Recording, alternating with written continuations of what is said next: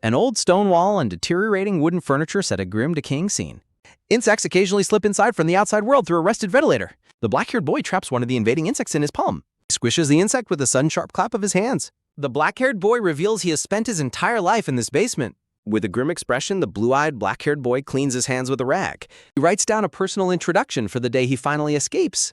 Under a single hanging light bulb, he continues writing his hopeful personal introduction. He looks at a small framed picture kept on his wooden desk. The framed photo depicts a woman holding a baby beside a faceless man. Despite being separated from his mother shortly after birth, the photograph of her holding him as a baby serves as proof of her enduring love. The photo shows his mother blindfolded, gently holding a swaddled rock-like bundle. The man with glasses abruptly interrupts, mockingly declaring that his mother is dead. The grinning man with glasses towers directly over the shocked, wide-eyed black-haired boy. Startled and angry, the black-haired boy demands to know what he means. The man with glasses explains she jumped off a bridge shortly after his birth. Photo on the desk shifts, revealing the man with glasses standing there instead. The grinning man with glasses is revealed to be the boy's father. His deranged father is the very captor who keeps him locked away. A round barred window looks out from the boy's heavily fortified cell door, showing the secure cell that keeps him from escaping. Secure layout of locked doors and security grates line the long basement corridor leading to the ultimate obstacle of getting past the locks. The boy's father holds complete control over every key in the facility. The father promises he will never let his son leave this safe confinement. He asks the boy if he understands why his mother chose to leap. The father drops a tray of cookies onto the table, attempting to engage his silent, glaring son in conversation. The father suddenly lunges forward, startling the black-haired boy with the cookie. He holds up the cookie to explain that his mother was deeply afraid of the terrifying reality of the world she lived in. He aggressively brandishes the chocolate chip cookie close to the boy's face. He holds the entire earth in his grip as a visual metaphor. The father crushes the globe, claiming his mother knew the apocalypse was coming. Debris rains down on the boy's head as his father gestures wildly. The father explains that his refusal to let the boy outside stems from parental love, as he cannot bear to watch his own son commit suicide like his mother did.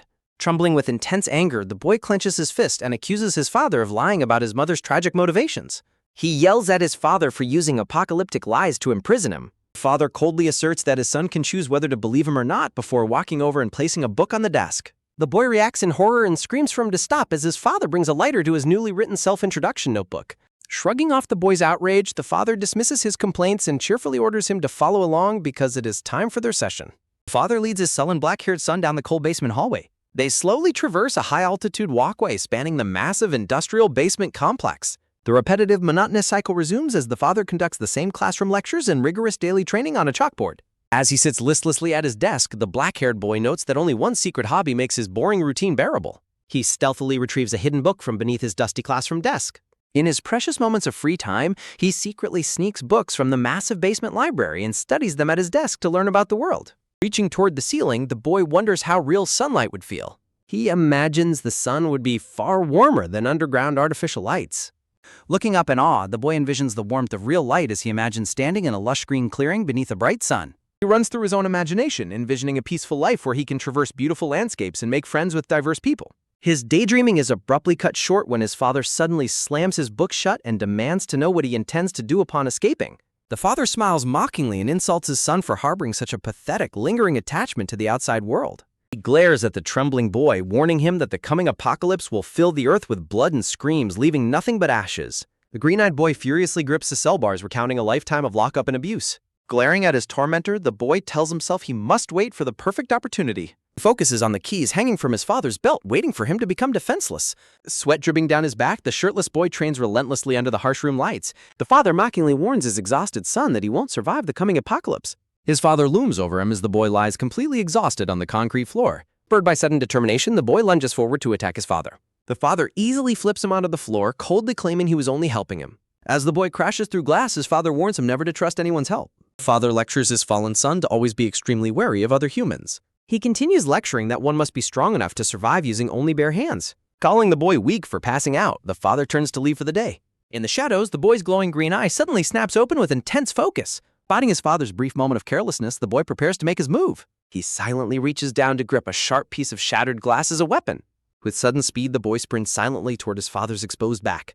Leaping through the air, he plans to kill his father, take the keys, and escape. Believing his surprise attack has succeeded, a fierce grin spreads across the boy's face. However, his desperate plan suffers from one crucial, final, and completely overlooked mistake. The boy suddenly realizes his father is far more dangerous than he anticipated. His father is someone who never drops his guard, not even for a second. With terrifying speed, the father spins his head around to face his attacker directly. The boy is frozen in sheer horror as his father's creepy grin greets him. Despite his shock, the boy desperately drives the shop glass shard downward. The grinning father effortlessly dodges the sharp strike with mocking ease and agility. Despair washes over the boy as he realizes his attack is completely missed. Taking advantage of the boy's momentum, the father prepares to deliver a counterstrike. A brutal kick from his father sends the boy crashing back to the floor. The boy suddenly bolts upright in his bed, screaming in panic and pain. He sits breathing heavily on his bed, listening to water dripping into a metal bucket. His father mockingly welcomes him back to consciousness, calling his attack a good attempt. He approaches, holding the exact glass shard the boy had used against him. He displays the weapon, lecturing that training is worthless if it isn't barehanded. As punishment for using a weapon, the father doubles the boy's daily training regime. The father chuckles wickedly as he leaves, warning him of a tough day ahead. Left alone, the boy reflects on a vital secret that his father doesn't suspect. He knows that when his father cuts the power, all security devices briefly shut down. In those brief moments of absolute silence, he focuses entirely on his hearing. He lies down, catching faint, distant sounds that carry through the facility's air vents. Through the vents, he hears the distant, beautiful sounds of birds chirping outside. These faint sounds create a vivid picture of a vast natural world waiting outside. He realizes his father's constant warnings about the apocalypse are nothing but lies. Looking at the framed photograph on his desk, he vows to find his mother. He realizes his father's claims about her death must be another deceptive riddle. With newfound conviction, he concludes that his mother is definitely still alive.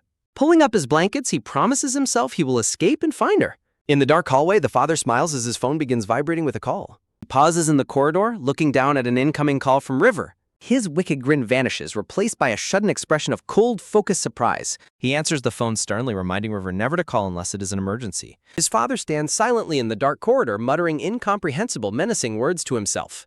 The boy wakes up shocked to find himself heavily bound to a wooden chair. Confronted by his towering father, the captive boy furiously demands to be untied immediately. Determined, the boy strains against his bonds, vowing to break free on his own. His father stares down at him coldly, completely unfazed by the boy's desperate struggle. With a single booming command, his father orders him to stop his useless struggle. When the boy questions his abrupt change of routine, the father coldly states that plans have changed. The father flatly refuses to explain, delivering a stern, absolute rejection to his son's protests. The boy reacts in horror as his father sentences him to permanent confinement in the chair. The outraged boy yells, reminding his father of his promise to train him for the apocalypse. Glaring fiercely, the boy desperately wonders what prompted his father's sudden and extreme change in behavior. Realizing this endless confinement means he will never find his mother, despair grips the boy's heart. Gritting his teeth, the boy unleashes a surge of strength, causing the ropes to snap. An eerie, hysterical laughter suddenly echoes through the room, catching the strained boy off guard. The father descends into deranged laughter, sending a wave of dread through his shocked son. Amidst his maniacal cackles, the father suddenly lunges forward with a lightning-fast physical strike. A brutal, unexpected blow from his father sends the bound boy crashing hard to the floor.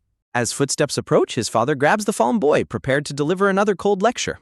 Refusing to submit, the boy frantically struggles and thrashes, knocking over nearby storage shelves. He reflects that playing along would have been wiser, but his anger overrode all logic. Looking at his father's deranged grin, the boy resolved to fight back, regardless of cost. Locked away and battered, the boy's deep resentment toward his captor father only intensified further. His hatred grew alongside his determination to defeat the man who kept him locked away. At long last, the tightly wound ropes slide off his hand, setting him completely free. A thrill of pure, unprecedented excitement courses through the boy as he realizes he is free. He burns with a fierce desire to finally strike back and shatter his father's arrogance. Beneath the monstrous exterior, the boy glimpsed a profound, unsettling sadness hidden within his father's eyes. Returning to his lectures, the father reiterates his strict survival rules to his silent son. The father insists that the heavily fortified underground facility is the only safe place left. The massive gears of the underground complex turn, designed to sustain life for over a century. The father warns that leaving their stocked sanctuary is suicidal, as the apocalypse will strike unannounced. The boy stands alone in his cell, realizing his father has suddenly vanished without him. Calling his father's erratic behavior, the boy remains convinced that some major crisis is unfolding. As the facility's massive machinery grinds, the boy senses that a monumental shift has begun. With a loud metallic clang, the heavy cell doors suddenly slide open on their own. One after another, the secure security gate throughout the complex begin unlocking and opening. The final massive vault door swings open, revealing a clear path down the corridor. The boy stares in absolute shock and disbelief at the unlocked path lying before him. Seizing this unprecedented, once-in-a-lifetime opportunity, the boy bolts forward to escape his prison. Sprinting down the long corridors, the boy knows his father would normally stop him instantly. Finding himself completely alone in the sprawling, empty complex, his desperate sprint continues unabated. Breathing heavily, the boy runs as fast as his bare feet can carry him. He stops beneath a towering vertical shaft, staring up at a ladder leading toward escape. Overjoyed, the boy realizes he has finally found the long-awaited exit to the outside world. Clambering desperately up the ladder, he silently pleads for a chance to see the sun. Reaching the top, the boy looks up toward a blinding, hopeful light shining from above. Pushing open the final hatch, he is instantly enveloped by a sudden, brilliant flash of light. Stepping outside, the boy gasps in awe at the sun-drenched, bustling modern metropolis before him. The loud honking of busy traffic echoes through the bright, lively streets of the city. Far from any desolate apocalypse, a thriving, peaceful metropolis stands bathed in glorious, warm sunlight.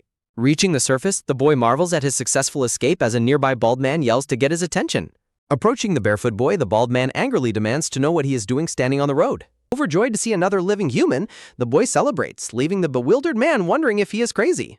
Pushing his doubts aside, the boy sprints away, determined to get as far from the basement as possible. Savoring his lifelong dream of escaping, the boy runs happily through the beautiful, sun-drenched metropolis. He leaps into the air to celebrate his freedom, reflecting on how impossible this escape seemed moments ago. Doubts creep in as he realizes his meticulous father would never let a simple security malfunction unlock the doors. A chilling realization washes over the boy as he wonders if his father opened the doors on purpose. Shaking his head, the boy dismisses the thought, reminding himself that his father strictly forbade leaving. Around him, the peaceful, bustling city flows with happy people enjoying a perfectly normal day. Innocent children and smiling families bask in the warm, bright sunlight of the beautiful metropolis. Laughing schoolchildren run past, enjoying their freedom in a world that seems completely safe. Well, that is certainly one way to skip class, the boy thinks as he watches them pass. A single orange balloon drifts lazily into the clear sky, symbolizing the peaceful world outside. Looking up at the warm, shining sun, the boy thinks about his father's constant warnings. He concludes that his father's terrifying claims of an impending apocalypse make absolutely no sense. Suddenly, the joyful laughter of the city dwellers begins to distort into a chilling, surreal echo. His father's ominous warning about the sudden arrival of the end times flashes through his mind. Sensing immediate danger, a massive flock of pigeons abruptly scatters into the bright sky. Pedestrians at a nearby outdoor cafe freeze, looking up in sudden confusion and growing alarm. The sky fills with birds fleeing in panic as an unsettling shadow falls over the city. A blinding flash of light erupts from behind the drifting red balloon, piercing the sky. A massive, grotesque planetary orb eclipses the sun, plunging the city into surreal darkness. Standing frozen on the pavement, the boy stares upward in absolute, horror-stricken disbelief. High in orbit, a colossal, living cosmic entity looms menacingly directly over the planet Earth. Thick, grotesque roots twist and coil violently as they descend rapidly toward the surface. The massive, writhing tendrils plunge through the sky, bringing a terrifying rumbled sound of doom. The horrified citizens scream in panic, pointing toward the colossal descending mass that is definitely not the moon. Looking at the terrified crowd, the boy desperately questions how anyone could possibly miss the colossal nightmare. Suddenly, a brilliant, terrifying golden light erupts from the heart of the descending anomaly. A monstrous, towering beast with a gaping maw of razor-sharp teeth and a glowing eye emerges. The boy is paralyzed with fear as his father's apocalyptic warnings instantly become a reality. The horrifying creature shrieks as it is revealed to be part of a colossal, writhing mass. Endless swarms of grotesque alien beasts writhe together in a terrifying, chaotic pile of flesh. Amongst the chaos, a towering humanoid beast crawls along giant, splintered roots descending onto the city. The massive wooden trunks grind together, sending tremors vibrating through the concrete city below. A colossal, twisting vortex of wooden roots slams directly into the center of the busy city streets. His father's ultimate rule of survival echoes in his mind, revealing its true, terrifying purpose. From the open sewer manhole, a long, hairy, monstrous hand reaches up to grasp the pavement. A giant wooden pillar smashes down onto the street as the promised danger finally arrives. A system alert reveals a remote command initiated the unlock sequence just as the monsters invaded. With a deafening, monstrous roar, the beasts begin their terrifying assault on the defenseless metropolis. Pedestrians stand completely frozen on the street, staring up at the unfolding nightmare in utter shock. A towering, endless wall of grotesque, writhing monsters cascades down between the city skyscrapers. Terrifying, rock-like beasts emerge from the cracked asphalt, ready to lay waste to everything. Oblivious to the true scale of the horror, people continue walking past a massive emerging root column. A crowd of confused citizens stops in their tracks, paralyzed by the bizarre unfolding events. Confusion turns to sheer horror as thick wooden planks suddenly shoot forward to trap them. Lethal wooden roots constrict violently around a panicked businessman, wrapping him in a deadly embrace. Screaming in absolute terror, the helpless man is lifted into the air by the writhing wooden tendrils. The blonde-haired man with glasses watches in horror as a massive spiked wooden maw splits open. A severed head bounces violently across the hard pavement, leaving a grisly trail of blood. Two onlookers stare in absolute horror, their faces drenched in cold sweat from the shock. A man shrieks in terror as he desperately attempts to run from the oncoming nightmare. Complete chaos erupts on the crowded streets as panicked citizens scream and shout for others to get out of their way. Surrounded by a fleeing crowd, a boy wearing headphones walks forward, completely oblivious to the impending doom. A massive boulder smashes violently into the pavement, sending debris flying and throwing terrified bystanders aside. A towering rock monster crouches low, gathering its immense strength as it prepares to lift a massive boulder. Giant boulders rain down from the sky upon the screaming crowd as a massive dust storm rises behind them. A spiked wooden monster leaps down with terrifying speed, ready to strike its next target. The spiked beast slashes through the fleeing crowd, mercilessly slicing helpless people in a split second. Grotesque, faceless monsters crawl along the city walls, scanning the area with their glowing yellow eyes. The devastating aftermath is revealed as bloodied corpses lie lifeless beneath the weight of crushing wooden roots. A man stares in sheer disbelief, his eye widening in absolute terror as the destruction unfolds before him. The black-haired boy stands frozen in shock as a deafening scream of panic echoes through the city streets. Senses tingling, the boy quickly turns his head in response to a sudden rushing danger nearby. A grim message declares that the entire world is destined to be filled with blood and wailing. Just moments earlier, citizens were peacefully enjoying a normal day, completely unaware of the impending tragedy. Within seconds, the peaceful plaza is transformed into a gruesome graveyard of shattered stones and bloodied corpses. A colossal cosmic titan towers over the city skyscrapers, channeling dark energy from the menacing celestial sphere. A terrified woman shrieks in utter despair as she gazes up at the world-ending beast. The landscape fractures and collapses violently, signaling that the promised end has already begun to unfold. A gargantuan skeletal beast stomps through the ruins on day zero of the catastrophic world collapse. Entire city blocks crumble and fold into the earth under the force of the devastating tremors. Battered on the ground, the boy is forced to admit his father was absolutely right about the apocalypse. Standing amidst the ongoing chaos, the boy wonders if his father was right about other secrets too. A colossal hairy beast relentlessly pursues the fleeing crowd as they scream in absolute panic. The monstrous assault intensifies, crushing helpless citizens and leaving the streets engulfed in flames and debris. A hand suddenly reaches out to grab the boy, pulling him back from the edge of danger. A massive wave of wooden roots sweeps over the highway, instantly burying cars and buses beneath it. The boy sprints for his life as a giant clawed monster bursts from the debris right behind him. Running alongside a stern, glasses-wearing man, the boy grunts as they desperately flee down a congested bridge. The boy frantically shouts that the terrifying monsters have followed them all the way onto the bridge. The boy's barefoot leg is suddenly snared by a thick wooden root as a three-eyed beast approaches. The deadly wooden root constricts violently around his leg, crushing his ankle and trapping him in place.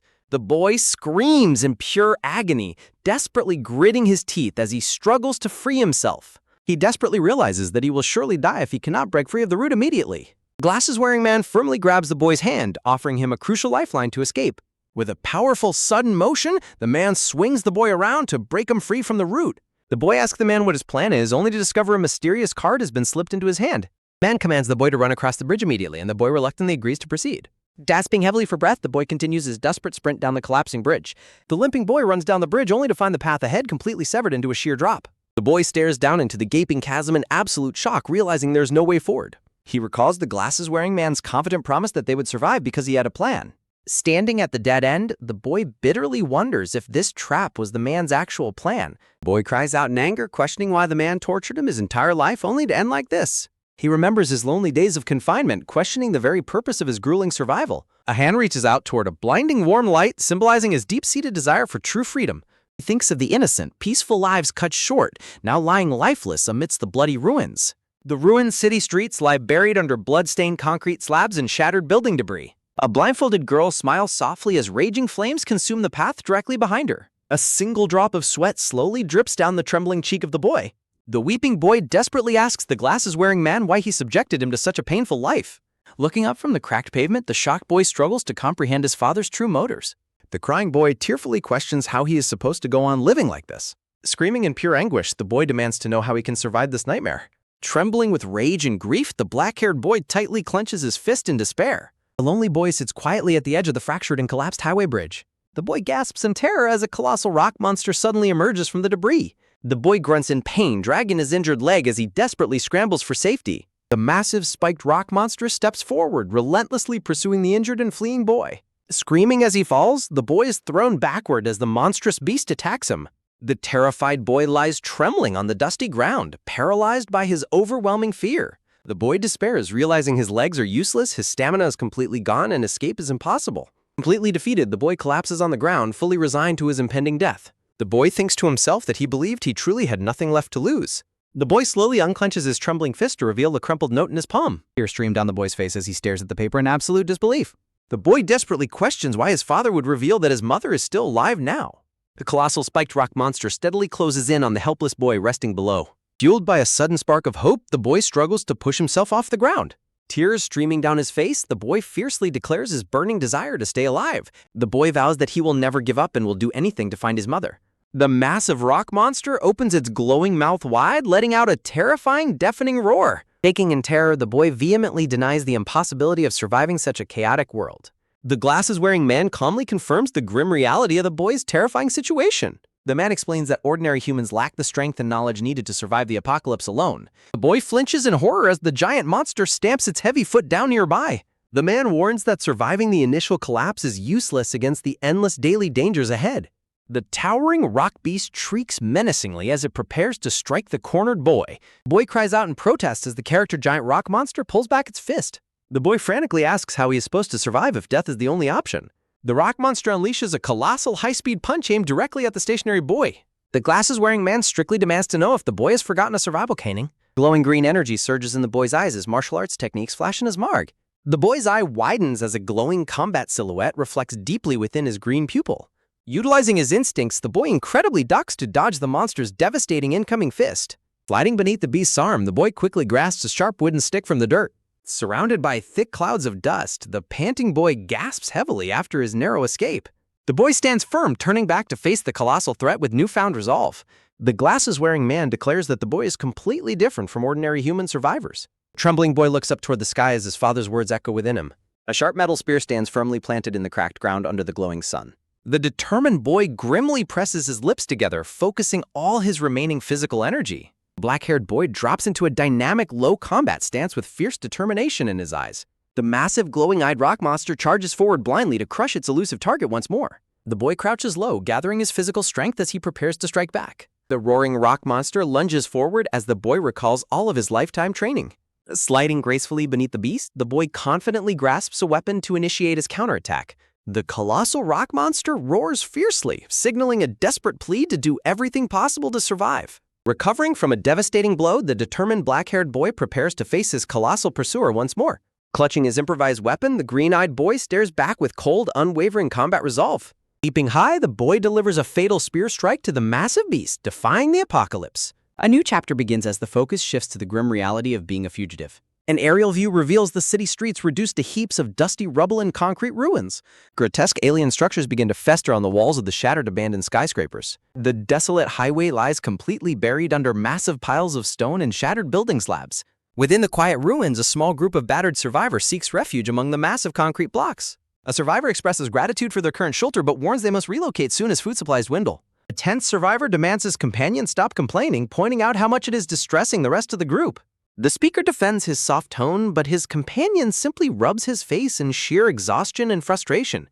The man explains his true concern, gesturing toward the traumatized blonde girl and a severely mutilated survivor. The stressed survivor confesses he is losing his sanity just as the quiet blonde girl approaches him. The blonde girl asks if they search the area, only to learn that no food remains anywhere. A sudden realization strikes the man as he remembers one last unchecked area that might hold food. The blonde girl bravely volunteers to search the remaining area, pleading with him not to lose hope. The man notes that the others are too exhausted from defending against monsters to offer any help. The grateful man praises the blonde girl, calling her an exceptionally kind and helpful child. Stepping into a dark, debris-filled corridor, the blonde girl begins her solitary search for supplies. The blonde girl asks two nearby survivors if they managed to locate any food in the area. The blonde girl gasps in shock upon catching the two survivors greedily devouring hidden food. The red-haired woman selfishly dismisses the group's rules, claiming they never agreed to share their findings. Blonde girl angrily reminds them that they eagerly consumed the group's shared food portions yesterday. The bald man mockingly feigns ignorance, claiming he has absolutely no memory of eating shared food. The blonde girl firmly warns that she will report their selfish behavior to the other survivors. Cracking his neck, the bald man aggressively challenges her threat, asking if she expects them to do nothing. Unintimidated, the blonde girl looks at them coldly and declares that their threats are utterly pointless. She confidently adds that they cannot catch her, boasting that her greatest talent is running away. The confrontation is suddenly interrupted as a distant, terrifying scream freezes the survivors in absolute shock. The bald man shakily asks if that was a scream, and his companion quietly confirms she heard it too. The woman hopes the scream came from far away, prompting the man to sigh in relieved comfort. Nearby, the traumatized blonde girl collapses to the dusty ground, frantically covering her ears in sheer terror. Shivering violently, the girl curls tightly into herself, completely paralyzed by the looming threat of danger. The bald man mockingly labels her a coward, noting her violently trembling legs make running impossible. The blonde girl returns to the kind-hearted survivor who greets her warmly upon her safe arrival. The man eagerly asks if she checked the other area, and she quietly confirms she did. The girl hesitates, secretly hiding a freshly found loaf of bread within her jacket pocket instead of sharing. The man reassures her that surviving is what matters most, and they can always find food later. Suddenly, a grotesque, giant eyeball monster bursts violently from the rubble directly behind the unsuspecting man. The colossal, single-eyed flesh beast towers menacingly over the petrified man as concrete dust fills the air. Paralyzed with overwhelming dread, the battered man looks up in sheer horror at his impending doom. The dying man desperately reaches out his hand to the blonde girl, begging her for help. Overcome by sheer panic, the blonde girl abandons him and flees, crying out a desperate apology. The selfish duo sprints away in terror, cursing the sudden monster while urging each other not to look back. The bald man gasps as he spots another wooden beast, realizing the girl is running straight toward it. The ruthless woman suggests using the girl as bait, but gasps when she realizes the girl is running directly at the monster. Running at full speed, the desperate girl prepares to dodge as thick wooden roots lash toward her. Showing surprising athletic skill, the girl leaps high into the air to dodge the incoming wooden roots. Sliding gracefully beneath the giant root, she manages to evade the monster's deadly assault. With incredible agility, the blonde girl performs an acrobatic flip to dodge the giant roots as the selfish duo watches in shock. The blonde girl slides to a safe halt, her determined gaze fixed forward as she successfully evades the monstrous strike. The terrified survivors stammer in disbelief, realizing the girl's warnings about the lurking monster were entirely true. Exhausted from her narrow escape, the blonde girl gasps for air before collapsing to the ground in fatigue. Resting against a wall, the girl wonders if the threat has passed before her eyes suddenly widen in shock. Nearby, the green-eyed, black-haired boy stands in a trance-like state, completely unresponsive to his surroundings. Hiding behind a corner, the blonde girl watches the slumped black-haired boy as a grotesque, multi-eyed creature approaches. Clutching the wall, the terrified girl frantically wonders if the looming monster hurt her. Acting quickly, the blonde girl drags the unconscious black-haired boy away as the monster passes by. After finding safety, the girl sighs in relief, believing the monster has finally left. The blonde girl celebrates her survival, only to gasp as the black-haired boy suddenly opens his glowing green eyes. Screaming in shock, the blonde girl recoils as the boy aggressively lunges back to his feet. The black-haired boy drops into a low, wary stance, silently analyzing the girl before him.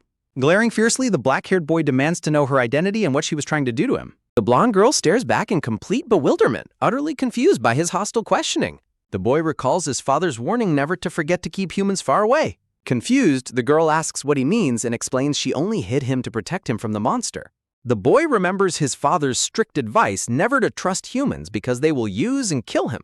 Gritting his teeth, the boy silently concludes that he cannot survive if he gets close to humans. The boy questions her trustworthiness, but his stomach suddenly growls loudly, causing him to collapse to his knees. Shaking violently, the boy desperately clutches his stomach, realizing he has reached his absolute physical limit. On all fours, the boy laments encountering a human when he was barely preserving his remaining energy. The blonde girl quickly defends herself, stating that she does not have any food to offer him. The black-haired boy looks up, his expression blankly registering her unexpected response. Confused, the boy points out that he never even asked her for any food. Flustered, the girl stammers that he simply looked hungry, accidentally dropping her wrapped loaf of bread in the process. The black-haired boy's eyes lock onto the wrapped bread lying on the ground. Intrigued and confused, the boy points at the strange object and asks what it is. The blonde girl's jaw drops in sheer disbelief at his complete ignorance. Clutching his growling stomach, the boy notes that looking at the object somehow makes him hungrier. The blonde girl sweat drops, incredulously questioning if he actually doesn't recognize what food is. Realizing his slip, the boy tries to dismiss it, while the girl nervously laughs it off, claiming it is definitely not food. Angrily stepping forward, the boy accuses her of lying and fiercely rejects believing any human. Clutching her head, the blonde girl despairs, realizing the boy is far more foolish than she originally thought. Despite his anger, the boy secretly admits to himself that he desperately needs that sustenance. The boy glares coldly, resolving to use physical force if she refuses to cooperate. To his surprise, the girl snaps the bread in half and offers him a piece out of pity. Accepting the half, the boy deeply questions her motives, wondering why she would disadvantage herself by sharing. Devouring the bread, the boy remains highly suspicious, concluding that her generosity must be a cunning trick. The boy abruptly turns to walk away, prompting the blonde girl to ask where he's going. The girl follows him, questioning his destination in such a dangerous area while he insists on moving. Stopping suddenly, the boy turns back and asks if she really knows this neighborhood well. Leading the way, the girl sighs in frustration, wondering how she ended up guiding this troublesome idiot. The boy explains that they must find the subway to safely travel away from the monsters. Pointing downward, the boy explains that the underground subway makes it difficult for monsters to detect them. The boy skeptically asks if she is certain of the location, accusing her of trying to deceive him again. The girl angrily snaps that she is looking for the entrance, but stops when an older man appears. An older man with a bandaged forehead suddenly appears, frantically gesturing for them to be quiet. The older man explains he sensed something nearby but did not expect to find other survivors stalking. The black-haired boy bluntly asks the stranger's identity, prompting the man to chide his rudeness before suggesting they introduce themselves later. The gray-haired doctor gestures for the children to follow him, prompting a confused question from the blonde girl about their destination. The group carefully makes their way down a dark, rubble-strewn shaft into the subterranean depths. Reaching the top of a darkened escalator, the doctor announces that they have arrived at their destination, leaving the black-haired boy wide-eyed in astonishment. The group looks down at a bustling subway station crowded with numerous survivors seeking refuge. The blonde girl gasps in amazement at the crowded shelter, realizing that everyone has been hiding underground. The doctor recalls the sudden, unannounced monster invasion and how he survived by following the fleeing crowds. The doctor explains that he occasionally scavenged the surface for medicine but never encountered anyone until meeting them. The black-haired boy quietly observes the crowd, realizing the station holds far more humans than he originally planned for his base. He silently notes how helpless and trapped in despair these humans are in their blood-stained clothes. A terrified survivor despairs over their inevitable doom while the boy reflects on humanity's wicked nature. A scarred survivor aggressively demands that others move, embodying the selfishness the boy despises. The black-haired boy calmly walks past a heated argument brewing between the desperate survivors. The boy notices a mysterious, silent figure wrapped in a dark hood sitting alone in a corner. The boy walks among the survivors, inwardly noting that a larger crowd only increases potential risk factors. He confidently walks forward, certain that none of these weak humans pose any threat to him. The boy reflects on his innate ability to instinctively sense danger as a golden light hums within him. He compares this survival instinct to how he perceives the grotesque monsters roaming the surface. He remembers his powerful, chain-bound father who possessed a similarly overwhelming and dangerous aura. Observing the frightened group, the boy concludes that since no one feels dangerous, staying here might be safe. He reasons that none of the survivors can harm him, even if they turn out to be enemies. The doctor cheerfully introduces himself as Huang Biam and explains his failed search for surface medicine before meeting them. Black-haired boy stares back in quiet silence as the blonde girl listens intently. Stepping forward with a bright smile, the blonde girl politely introduces herself to the doctor as Haru. The doctor praises her name and asks if her uniform belongs to Virtual Middle School. The doctor mentions his hospital was nearby, leaving Haru sweating and struggling to remember such a place. The doctor's gaze shifts downward, making a brief observation about the boy's state of dress. A close-up highlights the boy's extremely dirty, ragged shirt and completely bare, scarred feet.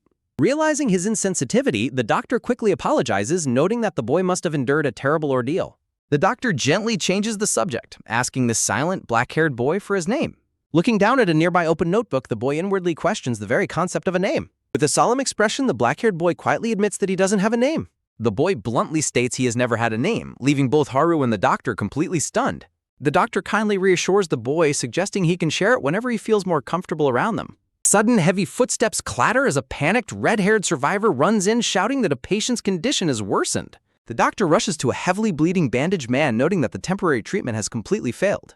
Opening his coat, the doctor reveals a hidden stash of surgical tools, declaring they must operate immediately. The boy watches his own palm glow with a small crackling flame as he contemplates the post-apocalyptic reality. The boy bluntly asks the doctor what payment he expects to receive for treating these humans. The doctor reacts with sheer bewilderment, questioning why he would ever demand payment for helping someone.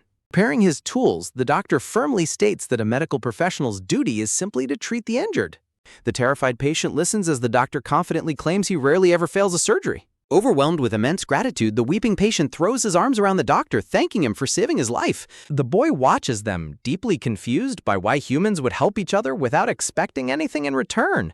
The doctor warmly smiles and advises the crying patient to be careful so his wound doesn't reopen. A close-up of the doctor's identification card reveals his true profession is actually a veterinarian. Well, his patients usually have 4 legs, but close enough. The veterinarian looks down with a serious expression, warning the patient that the procedure might hurt.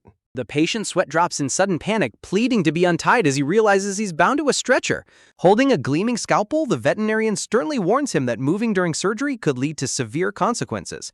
The terrified patient is locked inside a metal animal cage, screaming to be let go as the veterinarian tries to calm him down. The red-haired survivor looks on in disbelief as the veterinarian searches for tools, finally finding what he needs. The terrified patient frantically begs for mercy while the veterinarian holds up a wooden block.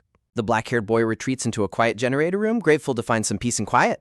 He inspects his childhood photograph, finding a handwritten note confirming his mother is still alive.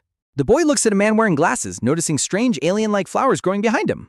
He recalls searching through flower books in the basement, but failing to find any matching plants. Finding the location of those bizarre flowers is his only lead to finding his mother. He determines that his first priority is to locate someone who can identify the plants. To protect this crucial clue, he resolved to show the image to everyone he meets. With a sudden slap, he swats a buzzing fly that is persistently pestering his face. A green-haired woman reports to her boss that she has successfully rounded up all the survivors. The scarred leader commands his team to begin, his yellow eyes flashing with dark determination. Gathered survivors murmur in confusion, demanding to know why they have been brought here. An angry spike-haired man protests their rough treatment, demanding to know why they were forced here. The scarred leader reveals his ability to peer deeply into the core of human minds. He locks eyes with the protesting survivor, searching for the raw truth behind his anger. Beneath the man's confrontational exterior lies a soul completely paralyzed by a profound, overwhelming fear. The boss watches the projection of the weeping soul, confirming the man's inner terror. The leader notes that humans only act tough on the outside to hide their weakness. The protester screams in terror as the scarred leader approaches him with menacing intent. Delivering a swift, brutal strike, the leader punches the screaming protester directly in the stomach. The sheer power of the blow hurls the helpless man backward through the dark air. Shocked onlookers watch in silence as the beaten protester collapses face down onto the floor. Grinning maliciously, the ruthless leader forcefully lifts the trembling man back up by his collar. The boss sadistically demands to see even more of the raw fear hidden within him. He commands the broken survivor to fully expose his true, vulnerable form to the crowd. While the protester begs for mercy, the green-haired subordinate interrupts to report several missing survivors. She explains that an older person, a boy, a girl, and an injured man are missing. She notes their rogue thug disappeared, prompting the annoyed boss to hunt them down himself. The boss walks off to find them, while his subordinate asks how to handle their captive. Ordering the captive thrown outside, the boss ignores the man's desperate pleas for absolute compliance. The ruthless leader stares coldly as the survivors' desperate screams echo throughout the quiet station. Meanwhile, exhausted from constantly hiding from monsters, the black-haired boy struggles to stay awake. Drifting off, the boy dreams of falling endlessly down a dark, swirling tunnel of shadows. He tries to plant his foot, but the shadowy ground offers no physical sensation whatsoever. Running desperately, the boy wonders if the surrounding darkness is trying to swallow him whole. Sinister, hair-like tendrils suddenly emerge from the shadows, wrapping around his limbs and torso. The black-haired boy screams in terror as the dark tendrils constrict tightly around his body. He struggles in vain against the dark bindings, gasping for air as they choke him. The oppressive shadows pull him backward, completely trapping his flailing limbs in a tight grip. Grasping desperately at the shadowy threads, the boy suddenly jolts awake with a loud scream. Panting heavily, the boy tries to calm down, realizing the terrifying experience was just a dream. The boy is startled to find the intimidating scarred leader and his subordinates standing over him. The stern leader issues a strict 2-minute warning for the boy to join the others. He coldly threatens the black-haired boy with immediate expulsion if he fails to comply. The leader walks away, expressing his disappointment with the survivors hiding in the boiler room. Rubbing his neck, the boy feels an eerie, sharp pain radiating down his upper shoulder. He clutches his head in confusion, wondering why his body is suddenly reacting this way. To his horror, a crowd of gray, red-eyed demons looms silently directly behind him. The boy's eye widens in pure shock as he desperately questions how this is happening. The sinister leader smiles devilishly, noting that the situation has become far more entertaining. The scarred leader aggressively demands the black-haired boy look at him to reveal his true hidden form. Static noise consumes his vision as the scarred leader reels from the sudden mental impact. The subordinate mockingly warns the boy he is in trouble for ignoring their 2-minute warning. Glaring back coldly, the black-haired boy declares that 2 minutes is plenty of time to defeat them. Smirking confidently, the brown-haired subordinate draws a combat knife, asking if those are the boy's last words.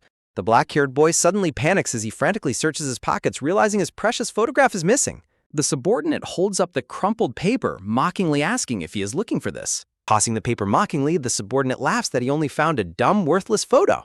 Pure rage flares in the black-haired boy's eyes as he threatens to kill them if they damage the photo. The scarred leader swiftly snatches the photograph, threatening to rip it apart if the boy comes closer. Exploiting his leverage, the subordinate brutally kicks the defenseless boy, mockingly asking where his confidence went. Biting his tongue in pain, the boy curses his carelessness for losing the photo while asleep. The scarred leader suddenly halts the attack, leaving his subordinate utterly confused by the order.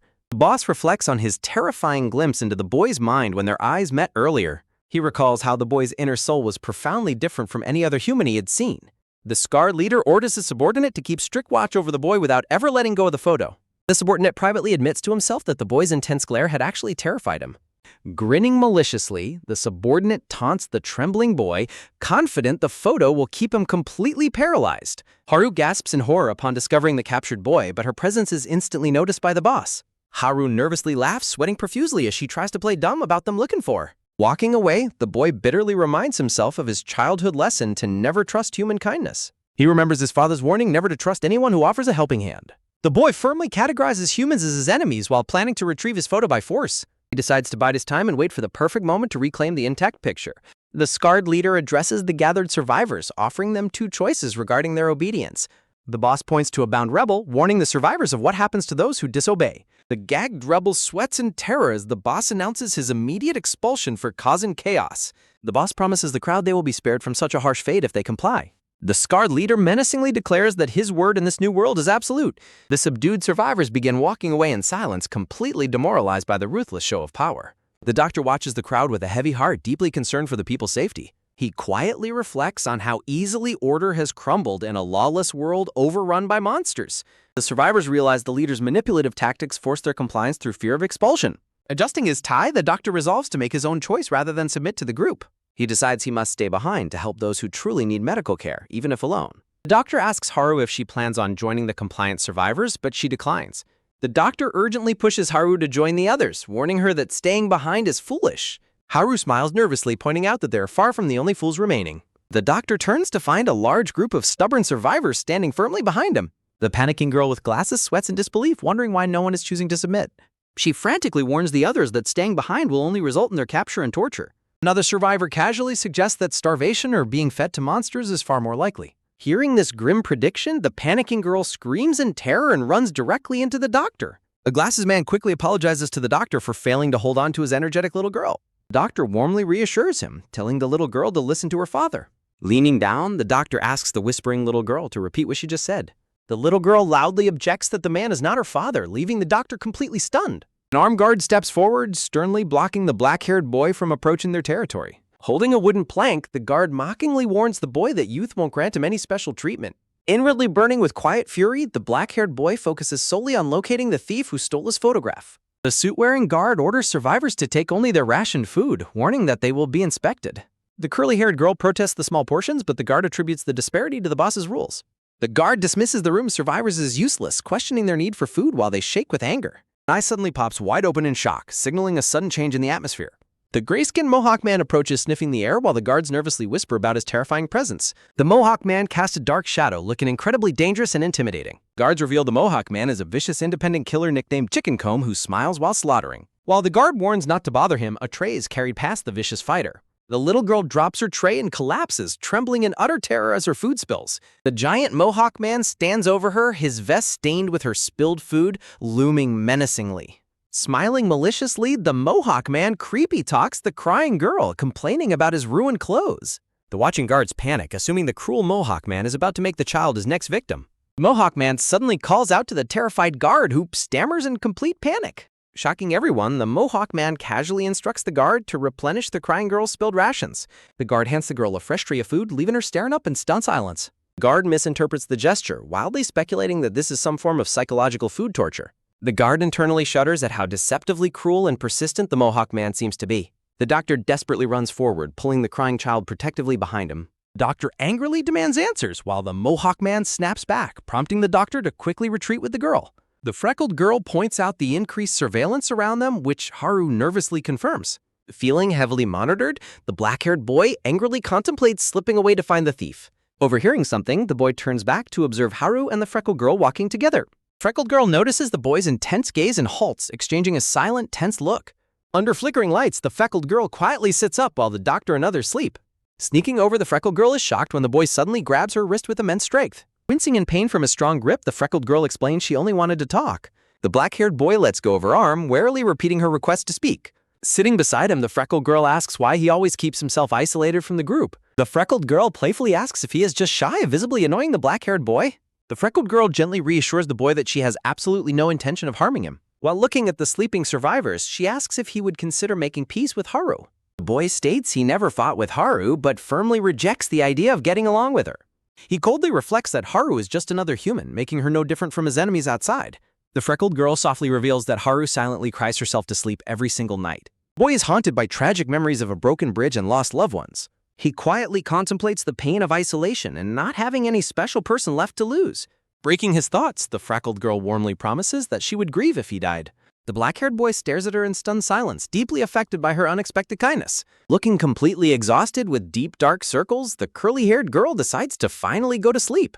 The subordinate mockingly laughs, holding the boy's precious photograph hostage to prevent him from searching for his mother. Loud, blunt impacts echo through the room as the boy is violently beaten and kicked. Bruised and bleeding, the boy quietly asks his tormentors if they are enjoying this cruelty. The smug subordinate claims they are merely executing a necessary punishment for his unauthorized exit. Glaring back with chilling intensity, the boy dares his tormentor to face him without relying on the stolen photo. The subordinate is suddenly gripped by fear, realizing the boy has absolutely no fear of him. Trembling with insecurity, the bully frantically threatens that the boy clearly needs more physical punishment. The boy slowly rises, wiping his face with steady resolve as he prepares to fight. The freckled girl asks if he was targeted again, while the boy begins to realize not all humans are bad. After the doctor treats his wounds, the exhausted boy slumps to the ground in relief. The freckled girl brings him lunch, prompting the surprised boy to stammer a quiet word of thanks. The black-haired boy sits alone with his food tray, looking up in sudden surprise. The boy asks what she was about to say, but she dismisses it as nothing while coughing. The freckled girl coughs heavily, looking pale and completely exhausted as her sweat drips down. He reflects on her earlier promise not to hurt him and her comforting words about grieving if he died. The freckled girl suddenly collapses to the floor, losing her grip on her water bottle. The black-haired boy panics as her food can rolls away and someone frantically screams at her to wake up. The coughing girl insists there is no reason for him to venture to the surface for her sake. The sweating doctor urgently tells her to stop talking, warning that her condition will worsen without immediate medicine. An armed subordinate enters with guards, delivering the boss's urgent command for the doctor to report immediately. The sighing subordinate privately questions his boss's orders to use the photograph as leverage over the boy. The subordinate gloats over his weapon, confident he can easily eliminate the boy without any leverage. The doctor looks on in disbelief as the subordinate orders him to prioritize treating other injured survivors immediately. The subordinate accuses the doctor of mutiny, but the doctor defends his choice to prioritize the critically ill girl first. The weak girl struggles to her feet, offering to brave the surface alone to retrieve her own medicine. The doctor gasps in horror while the subordinate coldly reminds the coughing girl she cannot survive the surface. The subordinate mockingly offers to accompany her, claiming she should have requested his help much sooner. A sickening squelch echoes as the subordinate brutally stabs the defenseless girl, claiming this is his form of help. The doctor and nearby survivors freeze in absolute horror at the sudden, brutal act of violence. The stabbed girl falls backward onto the cold floor, her lifeblood spilling out from her wound. The doctor and terrified onlookers watch in silent, sweating disbelief as the victim collapses before them. The girl lies motionless on the dirty ground, clutching her bleeding wound as her vision fades. The black-haired boy stares in paralyzed shock, his glowing green eyes wide with horror and disbelief. A tiny, fragile spark of light in her chest begins to dim, representing her fading life. The glowing spark shrinks further, signaling that her precious life is rapidly slipping away into darkness. Watching the tragedy unfold, the boy inwardly wonders why human lives are so incredibly fragile. He stares as the final embers of her soul vanish, questioning why humans perish so easily. Glowing blue threads weave through the dark as a bloody hand weakly reaches out to touch him. The bleeding girl weakly touches his leg, offering a final gentle smile while asking why he is so serious. Her bloodstained hand slides down to the floor, falling completely limp beside his bare foot. The devastated doctor breaks down in tears and sweat, cursing his inability to save her. The subordinate casually wipes his bloody blade, complaining only about his hands getting dirty from the deed. The doctor angrily denounces the subordinate as a true monster, but the killer claims he actually saved the doctor's life. The subordinate justifies his actions by explaining he could not allow their only doctor to perish on the surface. The cold-blooded killer demands gratitude, arguing that a quick death by his blade is far better than being eaten alive. An ominous, dark aura wraps around the boy as he stands silently over her lifeless body. His face is completely shrouded in shadow, hiding the terrifying fury building deep within his soul. His glowing green eye, wide with pure rage, his chilling gaze locks onto his target. The smug subordinate holds up his blood-slicked knife, grinning with sadistic pleasure at his work. The subordinate suddenly realizes the boy is no longer paralyzed by the threat of the photo. The careless bully realizes he dropped the photo earlier as the boy stealthily prepares to strike from the shadows. Coiling like a predator, the silent boy prepares to unleash his fury on the careless killer. His bare foot plants firmly on the ground, launching himself forward with explosive speed. With a sudden rush, the boy appears right in front of the stunned bully's face, catching him completely off guard. The subordinate's eye widens in absolute horror as he realizes the boy's terrifying intent. The boy unleashes a lightning-fast strike, tearing through the air with unmatched speed and force. The scarred leader watches in utter shock as the boy dashes past him in a blur. The furious boy tackles the subordinate mid-air, delivering a powerful punch straight to his jaw. The devastating impact sends the subordinate flying backward, completely overwhelmed by the boy's raw power. Spinning wildly through the air, the disarmed killer loses his grip on his bloody knife. Diving down, the boy brutally slams the subordinate's head into the floor, fracturing the stone. The boy grabs the terrified subordinate's shirt collar, pulling him back violently. Whoosh! The bloodied knife slips from the subordinate's hand and spins wildly to the ground. The doctor and nearby survivors stare in absolute horror and disbelief at the sudden retaliation. Standing close, the black-haired boy holds the weapon dangerously close to the subordinate's neck. Hissing heat radiates as the trembling subordinate stares blankly in sheer panic at the blade. Gritting his teeth in raw fury, the boy's fist trembles as he holds him down. His intense gaze locks onto his target, ready to strike without hesitation. The bully recalls when he first attacked the boy, who didn't even react back then. He realizes with sudden dread that the boy was completely unfazed by his physical cruelty. The bully desperately regrets trying to overpower him instead of just stealing the photograph quietly. He realizes too late that his senseless violence has sealed his own grim fate. Inside the boy's mind, the caged leader with glasses darkly encourages him to kill his tormentor.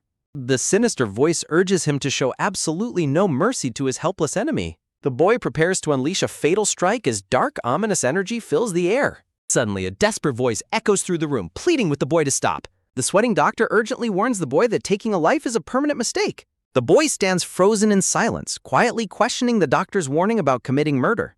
The doctor explains he is referring to the irreversible scar it will leave on the boy's soul. The boy looks back in complete confusion, stunned by the doctor's unexpected concern for him. Staring at his own reflection in the shining steel, the boy hesitates in silent contemplation. Touching his neck, the black-haired boy out loud wonders if they truly deserve death.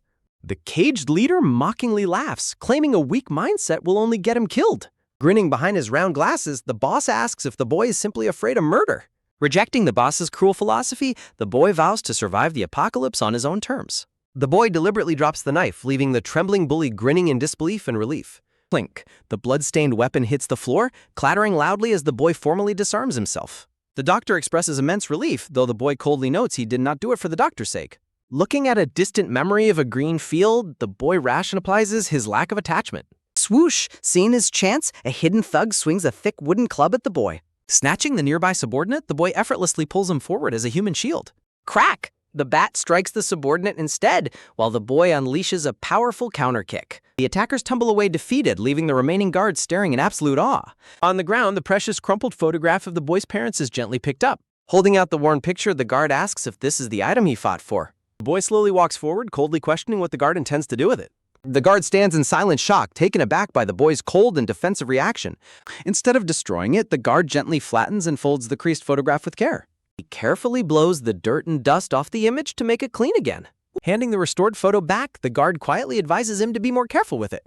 The doctor and the other survivors walk over to inspect the photo, looking on with curiosity. Looking at the body, the doctor and guard find comfort that the children missed the virus. The mustache guard points accusingly, demanding to know why the boy didn't fight back sooner. The boy snaps back that the photo was important to him, leaving the guard speechless. The doctor and the girls lean in closer to study the faded image of the forest. Freckled girl asks where the photo was taken, admitting she doesn't recognize the location. The glasses-wearing man sighs, noting how difficult it is to identify the location without internet. Suddenly, the group looks up in stunned surprise as the boy makes a firm declaration. Despite the doctor warning him about the monsters outside, the boy confidently asserts he will survive. A mysterious hooded figure looms silently in the background, watching the conversation unfold from the shadows.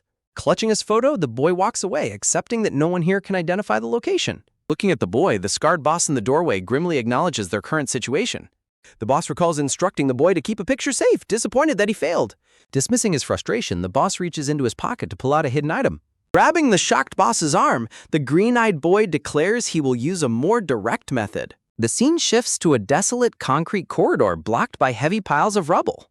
A low rock-skinned beast with a reptilian tail slowly crawls through the quiet ruins. With violent movements, the rocky creature begins rapidly digging itself deep into the dirt ground.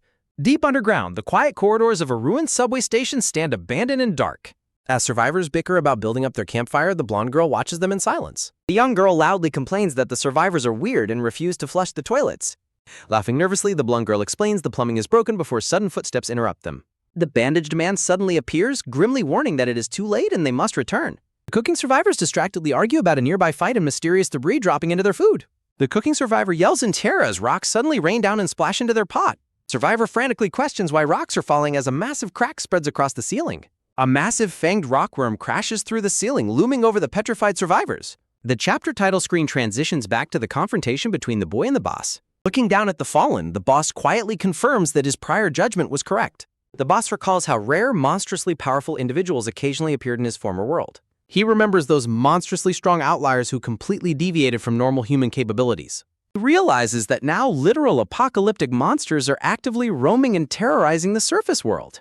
The worried subordinate warns his boss to be careful, noting the kid is deceptively strong. The arrogant boss violently backhands his own subordinate, instantly knocking him away in anger. Glaring back, the boss intensely notes that this formidable boy is exactly what he needs. Menacingly approaching, the boss vows to teach the rebellious boy who is truly in charge. The boss is suddenly confronted by the terrifying true form dwelling deep within the boy. The scene flashes to the boss desperately trying to pry open a heavy metal barrier.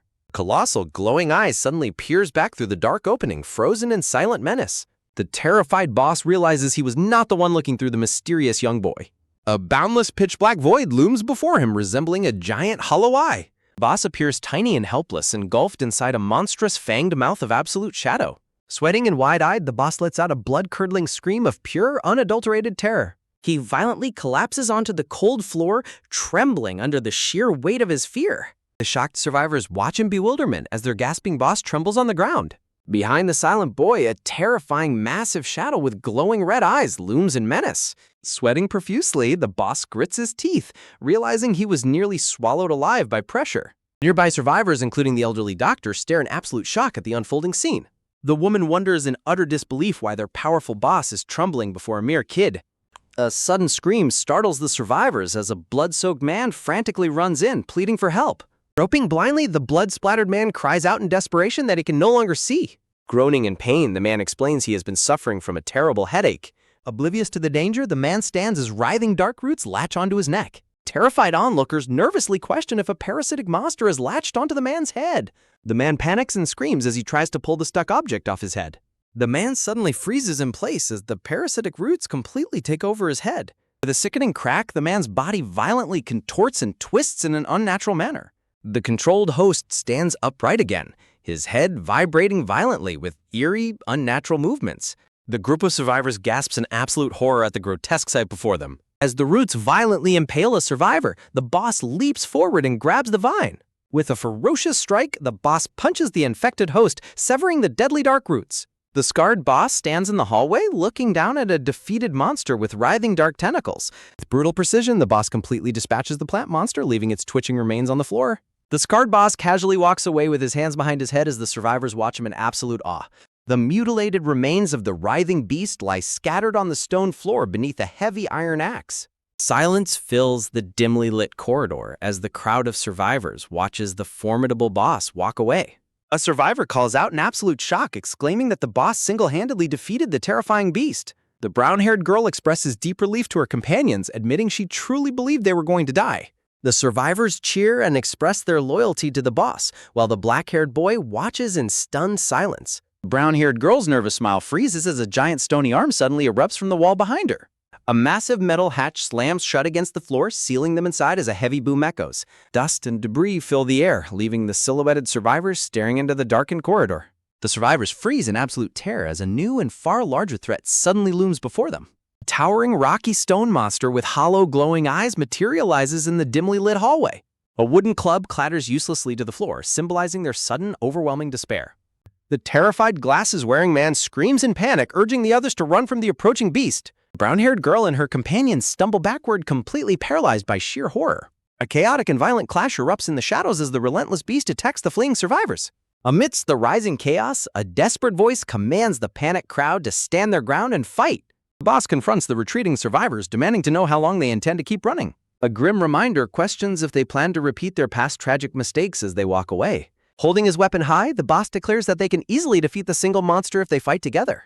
The survivors are deeply moved, inspired by both the boss's incredible combat skills and his motivating words. Holding a bat, the brown-haired girl rallies the group to slay the beast on their own terms. Gathering their courage, the survivors resolve that monsters will no longer control their lives through fear. Prepared for battle, the green-haired girl eagerly asks the scarred boss to give them the command to strike. Suddenly, the scarred boss's eyes widen in horror as blood begins to drip from his nose. The green-haired girl stares in complete shock, weakly calling out to her boss in disbelief. Dark, writhing roots suddenly burst from the boss's mouth and nose in a gruesome display. The boss stands completely lifeless as massive dark plant tentacles brutally erupt from his spine. The survivors watch in absolute dread, unable to comprehend how their savior could turn into a monster. The green-haired girl panics as the defeated beast revives, while the glasses man trembles in total despair. The survivor mutters in absolute hopelessness, realizing they stand no chance against the immortal monsters. The fully turned boss stands frozen as a horde of horrific beasts crashes through the nearby wall. A chaotic slaughter begins as the rampaging monsters viciously rip through the defenseless survivors. The blonde man desperately begs for mercy before a massive claw violently tears him apart. The stone monster ruthlessly squeezes the screaming girl, crushing her as she desperately begs to be let go. The shocked onlookers are sprayed with blood as their companions are brutally slaughtered before their eyes. The red-tinted shadows depict a horrifying massacre of survivors screaming in agony. A red-haired survivor screams in absolute terror while being torn apart by the relentless beasts. A muscular blonde man cries out in pure pain as the chaotic violence consumes the room. The black-haired boy silently watches the bloody slaughter while survivors panic, realizing they are targeted next. Glasses Man desperately fights to search for his child, but the doctor somberly warns him she may be dead. Clutched by grief, the Glasses Man breaks down in despair, muttering that history is repeating itself. The devastated father sits on the floor weeping, haunted by a ghostly memory of his lost child. The black-haired boy steps into the blood-red corridor, silently wondering where his target is. The freckled girl and the mustache guard scream in terror as a barefoot steps into the room. The doctor desperately reaches out, pleading with the black-haired boy as he walks into the red mist. A barefoot steps firmly onto the blood-soaked floor, walking directly toward the danger. Moving deeper into the crimson shadows, the silent boy prepares to face the oncoming nightmare. The doctor and the remaining survivors watch in stunned silence as the boy walks away alone. The black-haired boy steps forward, reaching his hand out with intense determination. A gruesome scene of a bloody victim on the floor signals immediate danger nearby. The blonde girl trembles in terror, confessing that she cannot afford to worry about others right now. Clenched in fear, she acknowledges that being caught by the monsters means certain death. A gentle tap startles her, revealing a crying young girl standing behind her in the dark. The blonde girl turns around, her face frozen in absolute shock and disbelief. Swallowing her fear, she firmly grabs the child's hand and commands her to stay close. The bandaged man suddenly asks about their next move, catching the blonde girl off guard. The man grimly points out that monsters have overrun both the surface and their only safe haven. Refusing to give up, the blonde girl fiercely declares she won't just wait to die. Her eye gleams with resolved defiance, determined to survive at any cost. The group freezes as a horrific round-mouthed monster suddenly appears directly in front of them. Sweating profusely, the terrified bandaged man screams at the others to run immediately. In a sudden burst of bravery, the man tackles the monster to hold it back, urging them to flee. He desperately yells that while he has nothing to live for, they must survive. A sudden clinking sound draws his attention to a mysterious broken metal collar on the floor. Taking the chance, the blonde girl sprints away, dragging the crying child behind her. Left behind, the man awkwardly laments how quickly they ran without listening to him. As a scream echoes, a brown-jacketed survivor swings a heavy weapon at the beast. A fierce woman in a leather jacket repeatedly stabs the monstrous flesh to defend them. The rocky beast easily overpowers the attacker, lifting him high as a female survivor watches in horror. Slumped against the wall, the defeated woman despairs that victory is completely impossible. She looks up in sheer disbelief as the silent black-haired boy casually walks past her toward the danger. The shocked survivors watch his bare feet step forward, questioning where he could possibly be going. The brutal massacre continues as sharp, dark roots violently impale the screaming survivors. The boy stands before the mutated boss, leaving the nearby woman wondering if he actually intends to fight. The horrifying mutation screams as the woman mentally notes that the boy is walking into a death trap. Knowing that even their formidable boss was easily overwhelmed, she believes the boy has no chance. Disregarding all warnings, the determined boy charges directly at the massive root-covered monstrosity. With incredible agility, the boy ducks and weaves through a flurry of attacking roots. Flipping gracefully through the air, he avoids a crushing blow and lands firmly on his feet. Standing face-to-face with the mutated threat, the boy firmly grabs a thick, writhing root. With a surge of raw strength, the boy effortlessly tears the thick vine apart. Leaving the monster behind, he stands amidst the writhing roots under a massive ominous moon. The boy violently rips the roots from the mutated host's body with absolute precision. The doctor and the woman stare in utter disbelief, shocked that the boy successfully stopped the beast. Nearby, another massive rocky beast growls menacingly as it prepares to strike. The silent boy stands over the defeated remains, completely surrounded by towering rock monsters. The boy swiftly dodges as one of the towering rock beasts lunges forward. A horrific beast with a gaping fanged mouth attacks, but the boy remains completely unfazed. Delivering a powerful high kick, the boy strikes the stone monster directly in its face. Leaping onto the beast's back, the boy grabs a discarded axe lodged in its stone hide. He swings the heavy axe, cutting deeply into the monster's rocky skin. The onlookers gasp in terror as the intense battle reaches a fever pitch. Dust swirls around the boy as he lands gracefully, firmly clutching his newly acquired weapon. The remaining survivors watch the young warrior's incredible combat display in absolute awe. Despite the boy's attacks, the beast's severed roots begin rapidly regenerating. The overwhelming number of regenerating beasts makes fighting them seem like a suicidal endeavor. Exhausted and terrified, the helpless survivors can only watch as the battle rages on. Standing together, the group watches in silent hope as the boy prepares to face the nightmare. Facing his fears, the black-haired boy stands resolutely alone to confront the oncoming nightmare. The black-haired boy struggles to catch his breath as the glasses-wearing man grimly asserts that every living creature is mortal. A wilting flower sheds a single glowing petal hinting at the hidden core of life's source. The terrified survivors watch in horror as a towering stone beast looms before the gritting boy. Facing the looming monsters, the boy remembers a voice reassuring him that he will instinctively know how to act. Dodging a lethal swipe, the nimble boy slides beneath a massive stone beast's crushing arm. Deep within the tangled roots, glowing seeds reveal the ancient origin where the beast's lives begin.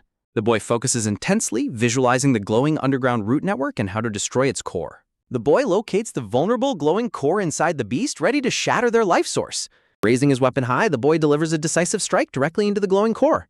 With a powerful swing, his axe slices through a dense cluster of writhing dark roots. Swirling roots envelop the boy as a brilliant light bursts from his tightly held grip. The writhing roots tightly bind a mysterious object, crackling with intense outward radiating energy. A smooth gold-veined stone sphere lies silently on the blood-spattered tiled floor. The mysterious gold-veined seed sits quietly as the ominous battle reaches a temporary standstill. An onlooker watches the boy. "I'm just a language model and can't help with that." Footsteps echo as the crying young girl is pulled along by her hand, desperately fleeing.